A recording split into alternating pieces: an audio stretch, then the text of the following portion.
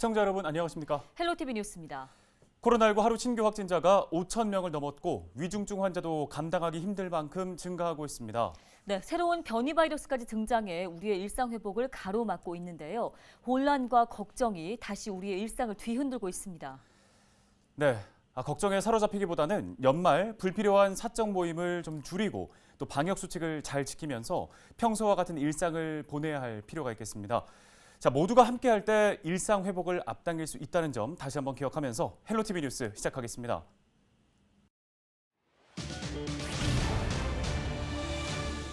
지난 30일 도내 코로나19 신규 확진자가 105명이 발생했습니다. 하루 신규 확진자 수가 처음으로 100명을 넘겼습니다.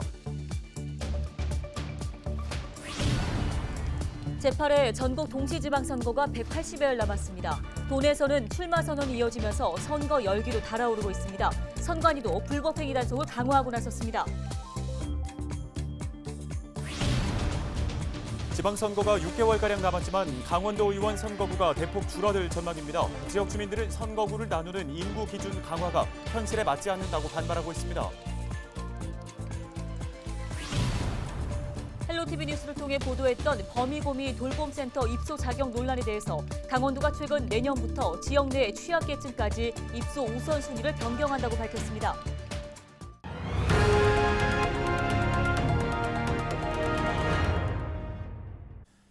첫 소식입니다. 김난영 아나운서, 네. 내년에 전국 동시지방선거 있는 거 알고 계시죠? 그럼요. 자, 근데 대통령 선거가 3개월 먼저 있기 때문에 이 지방선거에 대한 관심은 조금 떨어지는 거 아닌가 살짝 우려도 좀 됩니다. 네, 그럼에도 불구하고 강원도에서는요, 벌써부터 출마 선언이 이어지고 있고 선거 열기 역시 달아오르고 있다고 네. 합니다. 선거를 앞두고 주의할 사항들이 좀 많잖아요. 네. 황다인 기자가 자세히 전해드립니다. 내년 6월 1일 시행되는 제8회 전국 동시지방선거. 전국의 광역기초자치단체장과 교육감, 광역기초의원 등 지역의 일꾼을 뽑는 대규모 선거로 입후보 인원만 수천 명에 이릅니다. 속초시장과 강원도 교육감 등 출마 선언이 이뤄지면서 선거도 본격화되고 있습니다. 내년 5월 19일부터 본격적인 선거운동을 앞두고 있습니다.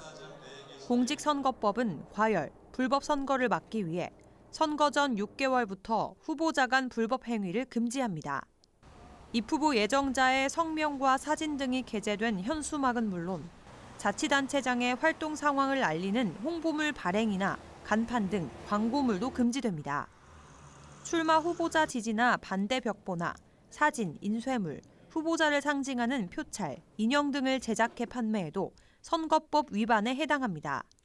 금품, 음식물을 제공한 경우에는 5년 이하의 징역 또는 1천만 원 이하의 벌금에 처해질 수 있는 반면 유권자가 후보자 등으로부터 금품, 음식물을 제공받으면 그 가액의 최고 50배까지 과태료를 부과받을 수 있으니 이 점 유의하여 주시기 바랍니다. 아울러 공직선거법에 따라 12월 3일부터 본격적인 후보자들의 불법 행위에 대한 감시가 본격화됩니다. 12월 2일까지 선거에 영향을 미치는 각종 시설물들은 모두 철거돼야 합니다. 선관위는 디지털 기기를 활용한 위반 사례가 늘고 있는 만큼 휴대폰 포렌식 등 과학적 조사 기법을 활용한 엄중한 단속에 나선다는 계획입니다. 헬로티비 뉴스 황다연입니다. 예, 앞서 보신 대로 지방선거가 6개월 앞으로 다가오면서 선거 준비가 시작됐습니다. 하지만 아직 선거구가 정해지지 않았는데요. 문제는 선거구를 나누는 인구 기준이 강화되면서 도의원 선거구가 대폭 줄어들 우려가 있다는 겁니다. 네, 도내에서도 도의원 지키기 주민 서명 운동이 벌어지는 가운데 선거구 획정이 지연되면서 지방선거가 혼란에 빠지고 있습니다. 이다혜 기자입니다. 내년 6월 1일 치러지는 지방선거에서 강원도 의원 4명이 줄어들 위기에 놓였습니다. 지난 2018년 헌법재판소가 결정한 선거구 인구 하한선에 미달하기 때문입니다. 태백, 영월, 평창, 정선 등 4곳은 지역을 대표하는 도의원이 2명에서 1명으로 줄어들게 된 겁니다. 인구 기준으로 선거구를 획정하는 거는 정말 지방 소멸을 더 부추기는 효과가 있다고 생각을 하거든요. 그래서 인구 기준이 아니라 면적 기준으로 해야 되고요. 선거구 사수를 위한 지역의 움직임도 바빠졌습니다. 평창구는 이달 한 달간 도의원 유지 촉구 서명 운동을 벌여 전체 주민의 25%인 5천 명이 동참했습니다. 공직선거법에서 보면 생활권, 지세, 교통, 비인구적인 요소들도 좀 고려하자고 돼 있거든요. 그래서 저희들도 농촌의 환경을 좀 반영해서 광역의 선거구 획정 방식을 좀 개선해서 광역의원 선거구 감소 대상인 전국 13개 자치단체는 최근 공동 건의문을 내고 지역의 현실을 반영한 선거구 획정 기준 마련을 촉구했습니다. 헌법재판소는 인구가 가장 많은 선거구와 가장 적은 선거구의 차이를 줄이기 위해 인구 하한선을 높였습니다. 이로 인해 지난 총선부터 대도시의 지역구는 늘고 농어촌 지역의 선거구는 줄어드는 결과를 낳았습니다. 선거구 사수를 위한 지역의 여론이 뜨겁지만 정작 국회에선 광역의원 의석수 논의가 시작되지도 않았습니다. 선거구 획정을 위한 법정 시한을 넘긴 가운데 비정상적으로 지역을 쪼개 의석수를 유지할 가능성도 배제할 수 없습니다. 국회나 도의회 이런 정치권에서 하는 게 아니라 선거구 획정을 위한 특별 기구나 독립된 기구가 마련돼서 그 공간에서 논의가 되고 바람직한 선거구가 좀 마련되고 법에 또 정한 기한 내에 또 마련돼야 되는 부분들이 필요한 것 같은데요. 도의원 선거구 획정 지연에 따라 각 시군 기초의원 선거구 획정까지 늦어지게 됐습니다. 선거 때마다 반복되는 지방도시의 선거구 감소 위기와 비정상적인 지역 쪼개기 등을 막기 위해 근본적 대책 마련이 필요하다는 지적이 나옵니다. 헬로티비 뉴스 이다혜입니다. 네, 매번 선거를 앞두고 이 선거구 획정 논란이 끊이지 않고 있는 모습입니다. 네, 그렇습니다. 앞으로 정치권을 중심으로 보다 합리적인 방안이 나오기를 기대해 보겠습니다. 다음 소식입니다. 강원도에서 처음으로 코로나19 하루 신규 확진자가 100명을 넘어섰습니다. 강원도는 지난 30일 하루 확진자가 원주 42명, 춘천 25명 등 모두 105명이 발생했다고 밝혔습니다.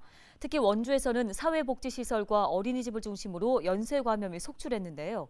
춘천에서는 노인복지시설과 인력사무소 등을 통해 감염이 확산됐고 속초에서도 유치원 집단 감염이 발생했습니다.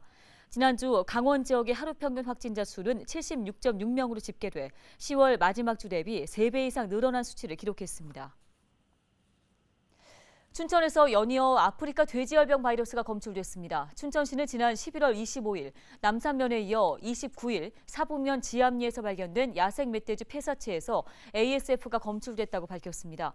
사북면에서 이 아프리카 돼지열병 ASF가 검출된 건 지난 3월 이후에 8개월 만인데요. 춘천시는 인근 양돈 농가 8곳을 모두 방역대 농가로 지정하고 바이러스 검출 여부를 조사 중입니다.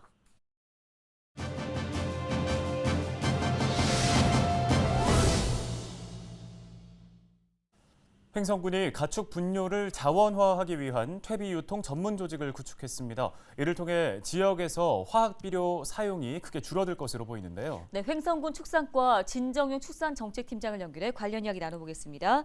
자, 먼저 이 횡성군의 퇴비 유통 전문 조직을 구축하게 된 취지가 궁금한데요. 설명 부탁드립니다.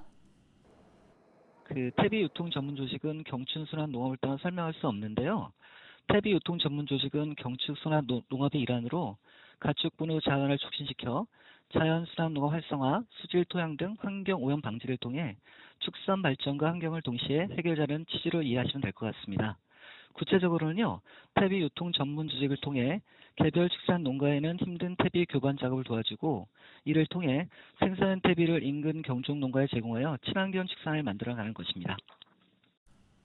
네, 이 퇴비 유통 전문 조직 구축을 위한 그동안의 준비도 궁금합니다. 어떤 과정들이 있었을까요?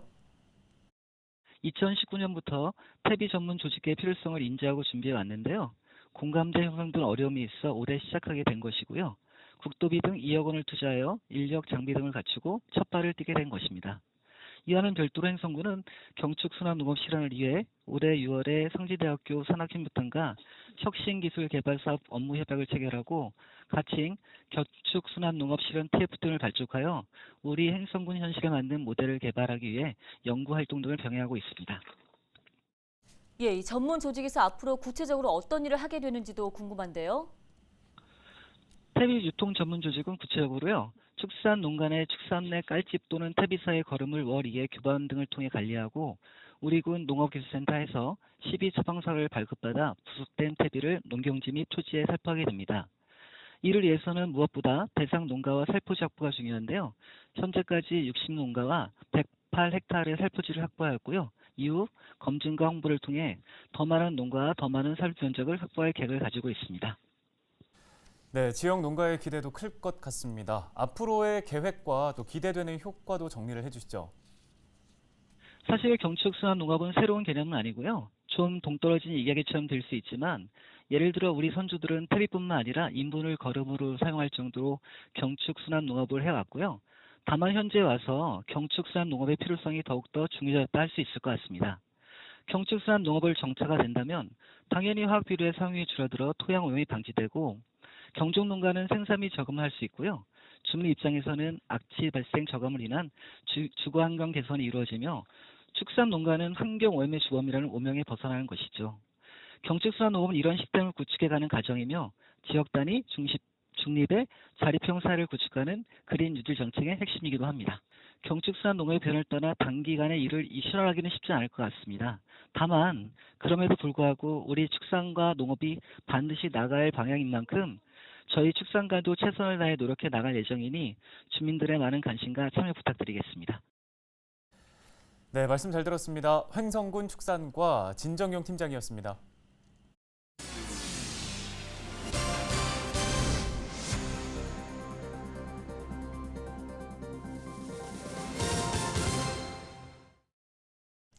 다음 소식입니다. 지난주 헬로티비 뉴스를 통해 공직자 특혜 논란을 빚어온 범이고미 돌봄센터의 입소 실태 보도해드린 바 있습니다.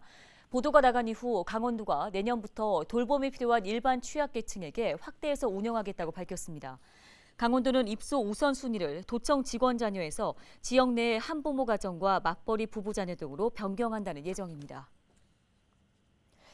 도내 모 대학교의 외국인 유학생들 수십 명이 성폭행 등의 혐의로 경찰 수사를 받고 있는 것으로 알려졌습니다.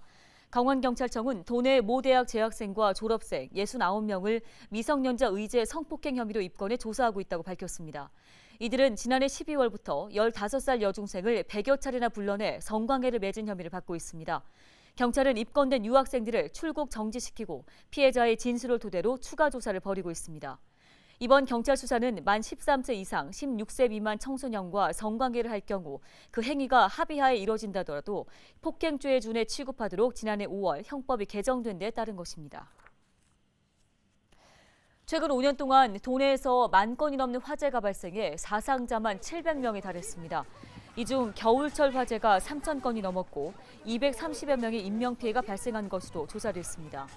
강원소방본부는 겨울철 화재는 주로 난방기기에서 시작된 불이 절반을 차지하는 만큼 전기장판이나 화목보일러 사용에 각별한 주의를 당부했습니다.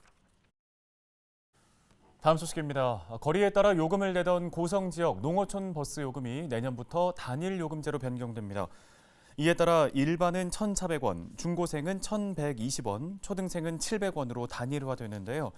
단일 요금제 시행으로 발생하는 버스업체의 손실은 매년 용역을 통해 손실액을 산정한 뒤에 보상해 줄 방침입니다. 고성군이 어항구역 내에서 산란기를 맞은 도루묵을 통발이나 뜰채 등으로 포획하는 유어 행위를 집중 단속합니다.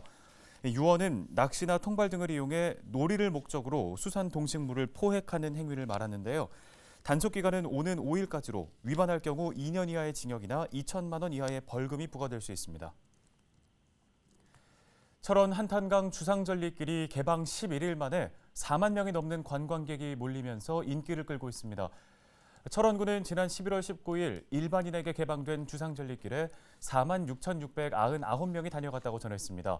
또 유료 입장을 시작한 지 3일 만에 1억 3천만 원의 수익을 거뒀으며 연간 입장료 수익은 100억 원일 것으로 전망했습니다. 춘천시가 1조 5천억 원 규모의 예산안을 편성하고 시의회에 제출했습니다. 2022년도 춘천시 예산안은 1조 4,977억 원으로 올해 예산보다 134억 원 늘었습니다. 특히 부동산 거래량 증가의 영향으로 세임 예산 중 지방세가 160억 원 늘어난 2,039억 원으로 책정됐습니다. 춘천시는 내년 일자리 창출과 중소기업, 소상공인 지원 등 지역경제 활성화에 예산을 집중할 방침입니다. 오늘 저희가 준비한 소식은 여기까지입니다. 시청해주신 여러분 고맙습니다.